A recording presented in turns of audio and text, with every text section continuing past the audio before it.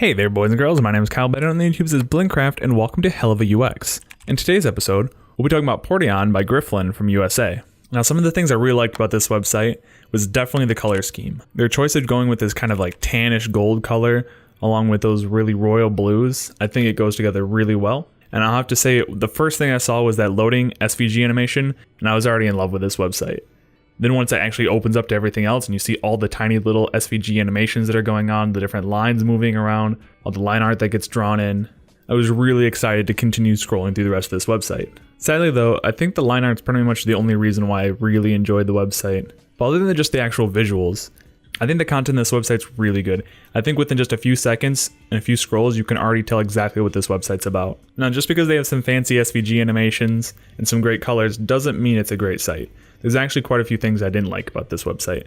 For example, the custom font that they chose to use was pretty good for most of the site, but there is one point where they write introducing Porty token, and it took me a few seconds of staring at this to try to figure out what it's actually spelling. So although the custom font's very unique and very cool, it was a little confusing at one point. One of my main issues I had with this website is when initially launching it, they have a little pop-up that appears at the bottom of the screen for some sort of waitlist, and I don't think pop-ups are a problem. I don't think that's a bad thing.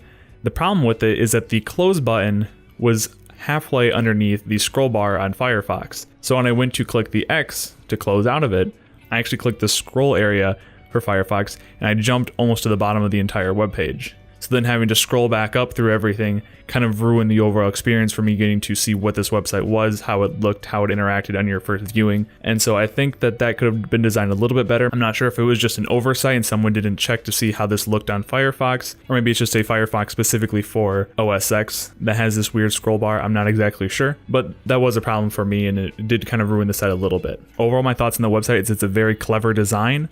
I like that they kept everything in a single page format.